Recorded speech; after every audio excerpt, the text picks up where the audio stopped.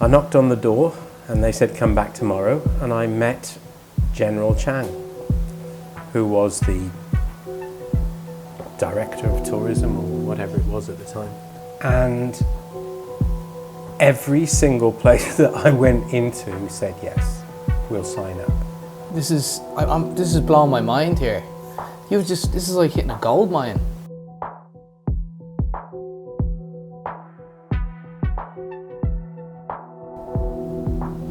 Hey folks, Pete here from Thairish Times. We have an interview for you today with Noah, a man who's spent over 30 years in Thailand. And in this video, we're going to interview Noah about how he made a lot of money combining tourism and the internet about 20 years ago. We're also going to talk to him about how he became a Thai citizen, because if you lived in Thailand for a long time, you'll know that to get citizenship here is super hard. So I haven't met that many people that have achieved it. I think Noah's actually only the second person I've ever met that's become a Thai citizen. So that's what we're going to talk about in this interview. We've also done 2 other episodes with Noah. We've done one interview where we spoke about a really, I suppose, how would you describe it? An event in Phuket where a man was shot. And we've also done a house tour with Noah as well. I'll leave those 2 videos at the end of this video so you can watch those if you haven't already watched them. So let's get into the video. Give me a like, subscribe to the channel, leave me a comment, what do you think? And also the video after this is gonna be, well, let's just say I had a really unusual experience in Bangkok at the weekend, and I filmed it, and I'm gonna put it on the channel for you guys. I think you'll enjoy it. So that's coming up next. Probably in about 2 days, I'll upload that one. Anyway, without further ado, let's get into the interview. So Noah, after your time in Phuket, what did you do then? Well, I was still in Phuket, and I left Sea Canoe in December '98, which must have been, which was a couple of months after the assassination attempt. I didn't know what to do. And I left. I had to leave. I had to get out of that environment. And I saw an article in, I think it was Travel Trade Gazette, which is a trade publication for the travel industry. I saw that the Lao government had announced Visit Laos years, 1999-2000. I've been to Laos many times and been there as a family, been there with taking my parents there. I'd led expeditions surveys for Sea Canoe there in the past. And I thought, hang on a minute, there's an opportunity here, because I'm looking for, where's the website for the Visit Laos years? There isn't one. So I jumped on a couple of planes to Udon, went across the border, and knocked on the door of the National Tourism Authority of Laos, PDR, and asked to speak to the director. And they said, well, Laos is a small place. I mean, you can knock on anyone's door and get a meeting with someone. It's not that hard. So I knocked on the door and they said come back tomorrow, and I met General Chang, who was the director of tourism or whatever it was at the time. And I said to him, General Chang, you have the Visit Laos years coming up in a month. Where's your website? And he said, Mr. Noah, he said, we don't have internet in Laos, so we haven't got a website. And no one could see it anyway, because no one has that kind of connectivity or anything. And I said, General Chang, that's not what it's about. It's about the outside world seeing what goes on in Laos, not what the people in Laos want to see about Visit Laos years. I'll build you a website. I will make you the National Tourism Authority of Laos Visit Laos years website, and I'll create it for you. He said, but we don't have any budget. And I said, no problem, I'll do it for you. But the one thing I want is the opportunity to have a revenue stream from that website. And of course, this is early days, you know, I mean, no one really knew what they were doing with the internet in those days. He agreed. And the next day I turned up and picked up a letter of authority from him saying, Mr. Noah Shepherd of Environmental Tourism Consultants, I kind of made the name up at the time, is doing the website for the Visit Laos years. He's the guy. And I took this letter back to my hotel and I thought, well, I better put a plan together. So I spent the next week quite literally walking around Vientiane, writing down the location and the name of every business that had anything to do with tourism that I could come across in the city. I went back to Phuket and I came up with a plan which was basically to sell advertising space, because that's what you did in the internet in those days. You sold a page. I went back to Vientiane. Having prepared my list, I started knocking on doors, saying, you know, here's the letter from General Chang. We'd like to put your hotel on the official website for Visit Laos years, and it will cost you so much per page, blah, blah, blah, blah, blah. And every single place that I went into said, yes, we'll sign up. By the time I got to lunchtime, I had to stop because I'd suddenly got all this potential work coming in and I didn't know how to deal with it. So I went back to my hotel room and worked for hours creating these really, really simple kind of HTML 2.0 websites. I mean, they were dreadful, but they did the job at the time. I took them back to the people the next day and said, okay, let's have your money. And that worked, and then I realized, well, I can't carry on doing this myself. If I'm going to grow this, I need someone to do it. So I found a guy down in Phuket to send up to Laos, and I said to him, look, I'll pay your hotel, I'll pay your food for a week, then you're on your own, but you get 20% of anything you can sell for the website. It's like you have, I mean, this is blowing my mind here. This is like hitting a gold mine. Well, I don't know about gold mine because it was a tiny country of like 4 million people at the time, and there was the first guy there. Oh, I had absolute first mover advantage. Absolutely, yeah, I was the first guy there, for sure. I was absolutely the first guy there, and they were falling over. It was funny because one guy had a small hotel in the middle of town, and I went to him. He said, and it was something like, I was charging something like $200 a page for the year.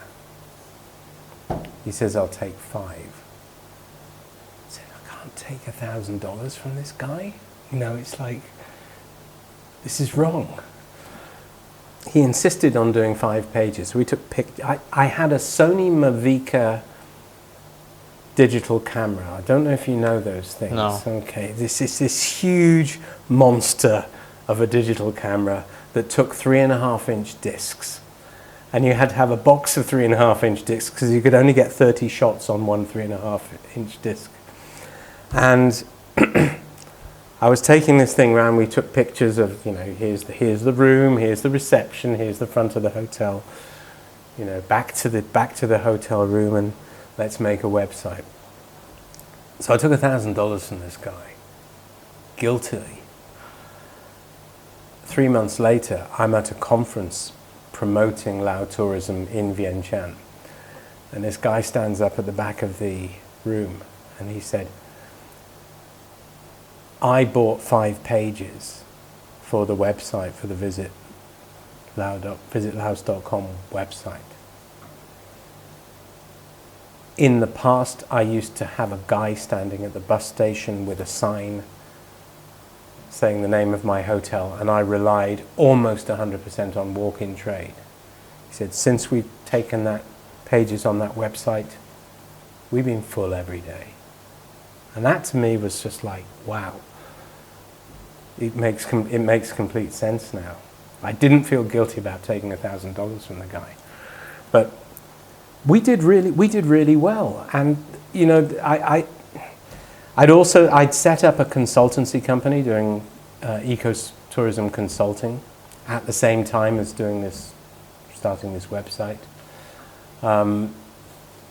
And it had got me into various conferences and various work with United Nations, Asia Development Bank and so on. So the kind of work that I was doing while all this was going on was showing people in Laos how to get online, how to do email, how to reply to a customer to get their business, and doing all this training stuff as well. It tied in nicely. It worked really well.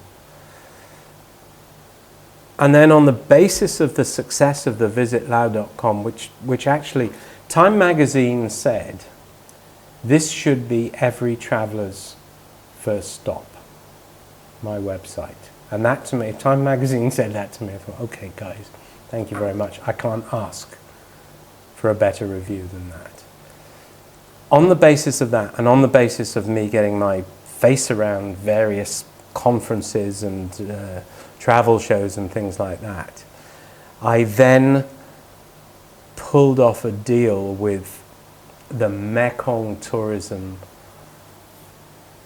Authority, or whatever it was called at the time. The Greater Mekong sub-region was being sold as a travel region.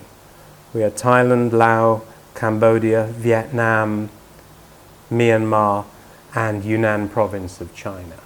And they'd all grouped together and they were doing some kind of regional tourism promotion thing. I pulled off the same deal I did in Laos for the region. So I suddenly had five other countries to deal with, and I thought, how the hell am I going to scale this? I've got a guy in Vientiane who's knocking doors, selling space. That's going to come to an end when we've finally exhausted all the shops in Luang Prabang and the hotels and restaurants and everything in Vientiane. That's going to come to an end. How on earth are we going to scale doing this in Ho Chi Minh City and Hanoi and Phnom Penh? You know, how can I scale it? I can't have all these people knocking doors selling advertising space. And even if I do, it's only going to last a certain period of time because I've got first mover advantage. Everyone else is going to be on my back within months. So I went to see the guy that started Phuket.com, who was one of the original, who was the bulletin board guy in Phuket. And he was making websites for hotels in Phuket. And he had this website called Phuket.com. And his model was very simple. Interesting story. He was the guy that developed the software for independent television in the UK in the 70s, I think. He wrote a piece of software that allowed the sale of advertising slots between shows. So if someone had a space they wanted to sell for advertising slots on independent television, they used his software to book that space. And he applied that similar algorithm to hotel inventory. So he went to the hotels in Phuket and said, give me 10 rooms. And give me 10 rooms that I can book on my system. And if we don't sell them, we'll give them back to you a few days before, or whatever it was. So you went to his website, you punched in you wanted a reservation, back office, there were a bunch of people with telephones, fax machines, all kinds of things transacting the deal. Customer was happy, they got the booking. They went to stay in the hotel. They paid the hotel. But then he sent around some guy on a motorbike once a week or twice a week around all the hotels in the island to go and pick up the commission. And I went to him and I said, look, you're selling hotel rooms online. I've got some websites. Can we do something together? And he was in a strange kind of position, because I think he realized that he couldn't send someone round on a motorbike in every single place that he wanted to expand to. That wasn't going to work. So I introduced them to the wholesalers in Bangkok, who had tons of inventory with hotels all over the place. And really that's how they grew their business. And he bought me out. So I became part of that organization. So finally I got into the hotel online business, not through Agoda, but through these guys, Phuket.com. They bought me out. And I was there for a year or so until the bottom fell out of the .com market and 9/11 hit. And he said to me, well, we can't really go on like this. And we concluded a deal where he bought me out 100%, and I went off and did my own thing. And that's when I went back into industry, which is what I'd come from in the UK. And that was 20 years ago. And I've been in industry since. It just seems to me like it's a different world that you're talking about. It just shows how fast that technology has advanced in the last 20 years. Yeah. I mean, Yeah. I'm 34. I've grown up pretty much. I mean, I remember watching YouTube for the first time when I was a teenager. You know, and that's 10 years after you've been in Laos. So it's just, it kind of blows my mind, you know. It's kind of the first mover advantage, like you said. Wow, interesting. You I were mean, there it was at the right time. Yeah, it was there at the right time. It was small scale, you know, because Laos is a small country. It's a small amount of business, but first mover advantage it was. It was really interesting to be there at the time. Yeah, but you had the entrepreneurial mind to see that. You could see that, you saw the opportunity there, and that's very interesting. Entrepreneurial or opportunist? I don't know. Or maybe it's the same. Maybe it's the same. Yeah. Maybe it's the same. So when you got into industry, now I had a look at your LinkedIn, and it's very impressive. You said that you have 30 years experience in startups, and you've also led teams of over 1,300 staff in multi-country operations. Yeah. Now, please elaborate on that one. Well, it took, I mean, that was several years later. I mean, that was kind of 10 years after, that was 10 years after this. So I answered an ad in the Bangkok Post. I don't know anybody that's ever got a job by answering an ad in the Bangkok Post, other than me. So 9/11 came, funding pulled out of the .com world. I didn't know what to do. I opened the Bangkok Post and I saw an advert there. So I applied, and it turned out that there were some similarities with what my previous work in the UK experience had, doing what this company was doing. They were making commercial aquaria, so marine world type things, you know, massive dolphin tanks, this kind of thing. American company, they'd set up a subsidiary in Thailand. They just started. The guy that was going to be running it, unfortunately, he got cancer and couldn't carry on working, and they found me as a replacement. So I was their kind of starting production managing director. So I left this world of kayaking, nature, internet, and back into factories, which was a really, really strange experience. Having to do this kind of, you know, 8 till 6 job in a factory with all these people. And that was, you know, that was the start of me going back into industry. I worked for them a few years. I then set up my own business with a business partner in Bangkok, making glass, doing glass and windows, which is what I knew in the UK. We sold that business. I then worked for a German company, setting them up in Southeast Asia, and finally joined Stanley Black & Decker 10 years ago as the manager of their Thailand facility. And they have a factory in Chang where they make tens of millions of tape rules every year, the Stanley tape measure, amongst other things. So suddenly I found myself in corporate America, which was very different. And eventually got promoted and ended up taking over the Philippines and the Thailand factories. And that's where the 1,300 people came across, because I was commuting between Bangkok and Manila every week. Tuesday I'd get on an airplane, go to Manila. Thursday night I'd come back, and that was my life for a while. So yeah, running 2 factories, and now I work for them on a regional basis, and I look after their advanced manufacturing in Asia Pacific. So it's a completely different world to what I was doing before. If you're managing people over here, how do you deal with the difference in cultures?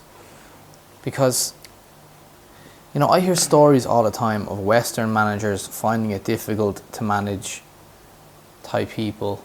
The saving face thing in Thailand is difficult to, I suppose, comprehend for a Western manager. It's very different from Western culture. So how did you do it? Step back, think about it before you say anything. Don't jump into it. There's plenty of time. Be patient. Think about the consequences, and let the other guy win. What do you mean by that? Let the other guy come out of whatever it is, being happy and content with the outcome. Don't put someone down. Nobody wins. Nobody wins. Let the other person win, and be humble.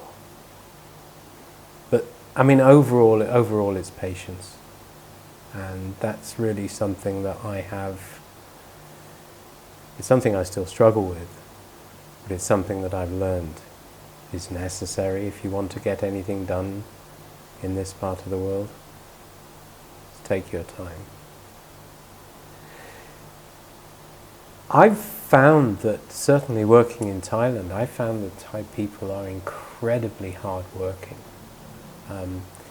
and very diligent. And I think, you know, the argument that, you know, Thai people are lazy, this, that, and the other. I mean, it generally comes from people who don't have the experience of truly working with Thai people. But I found them to be really hardworking and diligent and wanting to do well, and you have to help them do that. Now, the next question is, you're a Thai citizen. I am indeed, yes. Wow. You know, after 11 years in Thailand, you're only the second person that I've ever met. Well, second foreigner that has become a Thai citizen that I've ever met. Because, you know, this is really, I Googled this today, I was researching this because I wanted to ask you this question, and, you know, to obtain Thai citizenship, even your personality is tested. How you act, how you behave on the day you go to the office, I don't know if it's immigration or wherever it is, but your personality, it's not just based on other criteria. Anyway, tell us, how did you get Thai citizenship? Well, I had permanent residence, which I'd applied for a few years before, which is a horrible process. At the time, there were 17 17 documents that you had to produce. It took a long time, it was a hassle, you had to go in all the time, blah, blah, blah, blah, blah. But I had permanent residence, and I decided that I wanted to do citizenship. The barstool banter that you hear around citizenship is, oh, it's impossible to do. Oh, it must have cost you millions. All this kind of thing. Absolute nonsense. It was the most pleasant and easiest relationship that I had with Thai bureaucracy in my entire time here. So you go down to the National Police Headquarters. The rules are just about to change. So what I'm relating is then it's going to be slightly different for anyone who wants to do it in the future. So you go down to this tiny little office in the back of the National Police Headquarters, and you walk in, you say, I'm interested in getting Thai citizenship. So they say, sit down, and they give you a list of documents that you have to produce. The key thing is that you've worked 3 years and paid taxes. If you haven't worked 3 years and paid taxes, they won't even talk to you. So, okay, I've worked 3 years, I've paid taxes, I've achieved all these things that they want on their point system, because it is a point system. You've got a degree, X points. You've got a decent job, Y points, so on and so forth. And they said, okay, come back, we'll call you. Nothing happened for a couple of months, and suddenly we get a phone call. Please come to McDonald's in Amarin Plaza on Blanchard Road at 9 o'clock in the morning or whatever it was, with your wife. Okay, fair enough. And there, sitting in Amarin Plaza, are the police special branch. And there's got a couple of them at one table, a couple of them at another table, and so on. And there's about 10 of you that are going through this kind of interview process. And you shuffle from table to table in McDonald's, having bought, some McBreakfasts or McCoffees or whatever it is, and given them to all these guys, as one does. And they ask you all these questions, and you do a little test and so on. And then it all went quiet for a couple of years. And in my case, there was a minor problem with some tax documents that they needed further and better particulars for. We had to submit them. But you wait for a couple of years, and then you get called to the Ministry of Interior. And you walk into this huge room, and there's a U-shaped table surrounded by various officials from various government departments. I don't know which departments they are, but we saw army, we saw police, and you walk in, and they announce you. Here is Mr. Shepherd and his wife, Bootsany Shepherd. They've been married so many years, and he does this job, and he works here, blah, blah, blah, blah, blah. And he got so many points. And you sit down in the middle of this huge-shaped table, and they ask you questions. And it's nothing super complicated. It's like, what do you do? Where do you come from? How long have you been married? Where do you work? How many people work for you? Blah, blah, blah, blah, blah. And that kind of thing.